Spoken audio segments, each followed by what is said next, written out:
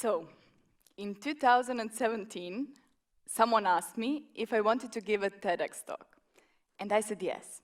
It happened only 1 year after I graduated from the Faculty of Electrical Engineering and Computing in Zagreb, and I was definitely not ready. So while preparing the talk, I concluded that I had no innovative ideas. Actually, I concluded that I had no ideas at all. Do you know that small voice in your head that whenever you have to do something creative, it starts comparing you to everybody else who's come before you, right? So, while comparing myself to all of the amazing TEDx speakers in the history of TED, I felt like a baby. That is why I did the only logical thing I could. I decided to share the most innovative idea I've heard at the time. So on the 3rd of June, I climbed on that TEDx stage with my speaking cards and my trembling voice, and I solemnly declared, I'm going to test if it was possible to love what you do and to live from what you love. Honestly, at the time, I didn't believe it was, even though there was some Tim Ferriss somewhere in the United States talking about it. So, let's take a step back, and let's look at the traditional education system that we all went through. From our very first grade to our graduation day, we study, take the tests, advance through the levels. We follow the roadmap, we listen to the rules. At least I did. I loved school, and I loved studying. And then I graduated. And then there were no more steps to follow. On my graduation day, nobody from the employment bureau called to ask if I found a job. Nobody handed me a business world guidebook. There were no employers calling. There was just me and one big question to answer. What do you want to be when you grow up? I had no idea. Is there anyone here today who relates? If you still don't know what you want to do or be when you grow up, raise your hand. Yes. I imagine there are a lot more people at home raising their hands right now. This is my people. I love situations like this because isn't it true that sometimes you're just sitting at home, working at your desk, thinking that you're just the only one who's winging it and everybody else has everything figured out. And then you come to an event like this and realize that nobody has it figured out, right? That's amazing. Now we can talk about it. So today, I would like to share with you a 3-step formula that helped me find my own career path, that helped me change careers, completely change fields, start my own business, and have the flexibility to work online if and whenever I want to. The first step of that formula is define. Can you guess what was the first thing a geek like me did one day after graduation? Yep. I took out all of my nice pens and one of the many empty planners just sitting in one of the drawers, and I started making some lists. Pros and cons lists, where I want to be in 5 years lists, bucket lists. Anyone who can relate? Yeah. So, there is something interesting with pen and paper. In the following years, while working as a business trainer and delivering training to some of the leading companies in the region, I discovered that handwriting on paper activates certain sections in our brain and unleashes creativity not easily accessed any other way. So today, whenever I work with a client on creating his or her brand, the first thing I ask her to do is to answer these 4 questions on a piece of paper. And I would like for you to do the same today. Ideally, we would answer them together. However, if you are watching from home or maybe from work, or you don't feel comfortable enough right now to answer them, I enthusiastically suggest that you take a photo of them, write them down, remember them even, and try and answer them later. Ready? The first question I would like you to answer is this. What did you love to do as a child? What could you spend hours doing? In my case, that has always been writing. In the early days, those were the poems, and teaching. Ever since I can remember, I've been sharing my experience and explaining Croatian grammar and math lessons to other friends in class. Somewhere along the way, usually, while listening to advice such as, that is not profitable, or what are you going to do with that, we somehow forget about these things. And these things, these interests, are often our passions just waiting to be discovered again. Next question. What were you made fun of for? Or maybe, what are you still made fun of for? In my case, growing up, there were many little things I was made fun of for, like every one of us. However, the most recently, ever since I started working in consulting, it has been my smile. I smile a lot. It's who I am. But I never gave it a second thought until I started working as a business consultant. Even at one point, I decided to stop smiling at all to be taken more seriously in the workplace. Recently, I was even asked if my smile was a strategic sales tool. So do you know what I've learned? Those things that I was made fun of for, and the things you may be made fun of for, are ultimately your superpowers. These are the things that make you unique. These are the things that make you uncopyable. Next question. What challenges did you have to overcome? What problems did you have to solve? When I decided to, after graduating from engineering, that I wanted to be a business trainer and entrepreneur, I discovered the problem. I knew nothing about business and marketing and sales and customer experience, and I had to learn it fast. Today, I teach other amazing entrepreneurs and freelancers those same sales and marketing skills. The challenges you had to overcome and the problems you had to solve often become lessons that you can now share with others. Fourth question, and the final one. What qualities are you attracted to in other people? The most valuable thing I've learned is that the qualities I am attracted to in other people ultimately become my values. And the things you are attracted to in other people are the things you need to show up as. Because when you do, you're going to attract the right humans in every aspect of your life. I have always had a difficulty defining my own career path and answering the question, what do I want to be when I grow up? That question actually puts a lot of stress on us to choose just one thing. And looking at these past few years, ever since my TEDx talk, have been everything except that. I have changed careers, changed paths, moved countries. Even there are some predictions that every person in this audience is going to change at least 15 careers in his or her own lifetime. What does that tell you? That tells you that the question, what do you want to be when you grow up, might not be applicable anymore. There's a way more useful and way more powerful question to ask yourself. Instead of asking yourself, what do you want to be when you grow up, try and asking yourself, or answering the question, who do you want to be when you grow up?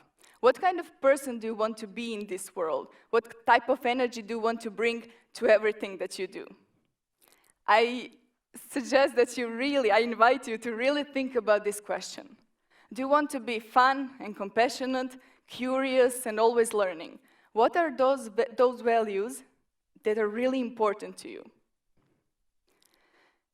So when you have all of these things on a piece of paper, you have a list of things that make you unique. In business, when somebody achieves success, there are others, everybody, who wants to figure out what they did and how they can do the same. That's why everybody does the same things, reads the same books, and ultimately has the same information. And don't get me wrong, learning from others is great. It's amazing. It's smart. However, the one thing that will always make you unique, no matter if you decide to start your own business or decide to work for and with somebody else, one thing that will always be your competitive advantage are your passions, your superpowers, your lessons, and your values. In short, you. And that brings us to the second part of this three-step formula: share. Let's say you decide to apply for a job that you really, really want.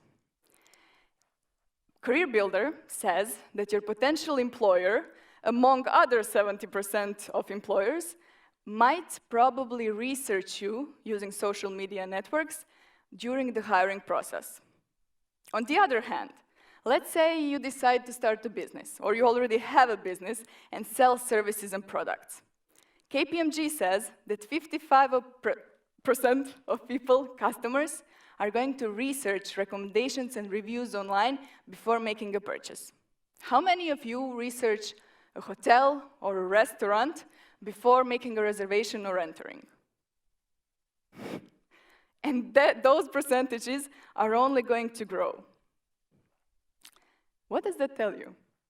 It tells you that throughout your career, there are going to be many different situations in which a potential employer or a potential customer opens Google and types in your name.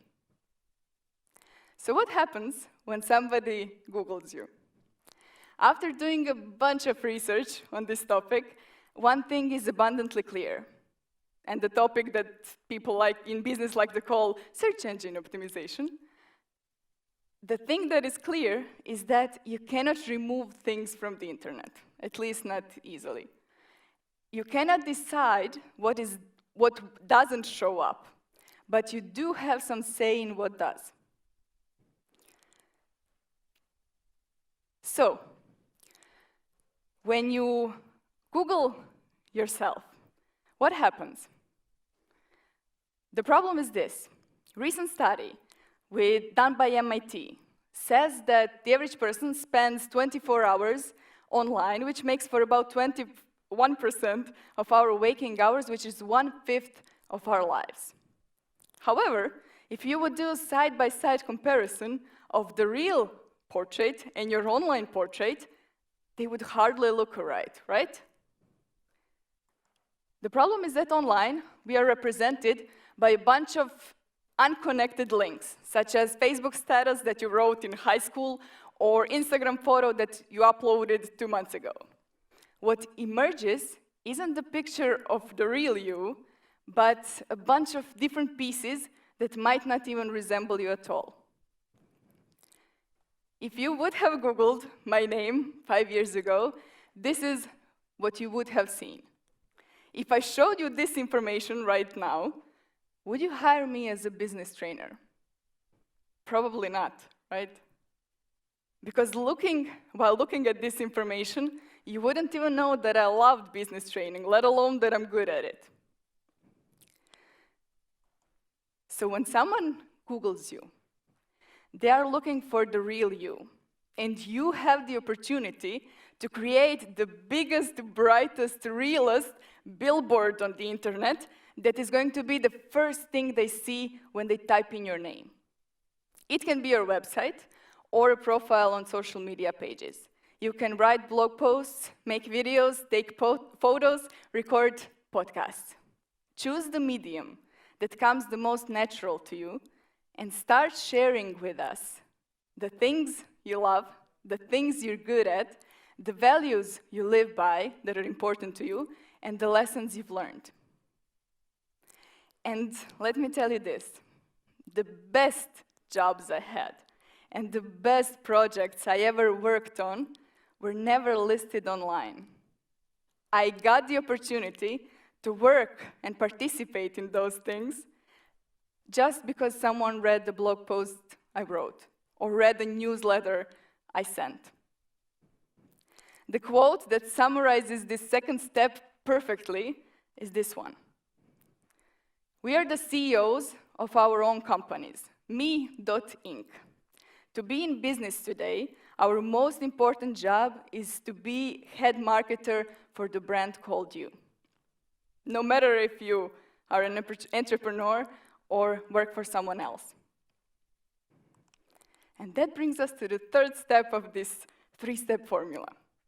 So when you start sharing what you do, what you know, and what you love, the right people will inevitably start approaching you with projects, suggestions, and ideas. The third step to discovering your own career path is exploring many different ones. So recently, I had a high school reunion. And the whole point of those events is to catch up with everybody, see what everybody's been doing for the past 10 years. It's not unusual that you share the same summary of those 10 years throughout the event, for 2, 5, 10, 15 times. After sharing one of those summaries, this is the comment I got. Thea, do you even know what you want to do with your life? I mean, first, you studied engineering for 5 years, only now to be working in business training and education. I mean, you moved to Madrid and learned Spanish for 6 months, only to move back to Zagreb again. Do you remember this straight line from the beginning? Long after graduation, we still believe and expect that reaching business goals and life goals looks like a straight line. We have this mistaken notion that achieving goals is linear. You have a goal, you make progress, and it's real fun, and it's real neat, and ding, ding, ding, you reach your goal. That does not exist. That is not how progress works. Let me tell you this. Even when you make a quote-unquote bad decision, even when you scrape your knees, even when you fall on your face, that is still progress. This is how progress actually looks like. You have a goal, an idea, and you take a step back, and you take a step. And then, all of a sudden, you take a step back. And then, you go around in a circle 2 times. And then you shoot up, and then you fall down. And then you inch 2 steps ahead, and then you go back. And then, you do this whole squiggly line thing, and maybe, eventually, you reach your goal. Or you discover a whole new goal that's amazing and that you couldn't even predict in the first place. When you start striving for progress, not perfection, all of a sudden, you gain a lot more experience. You produce a lot more work. Your job, your career, becomes a lot more fun. So to answer the question, yes, I do know what I want to do with my life. I want to follow my passions and develop my superpowers. I want to live by my values and be surrounded by people who share those values. I want to learn the lessons, all of the lessons, and share those lessons with others. And finally, I want to be exploring and failing and making progress every single day. And that is the thing I really want for all of you also. Thank you.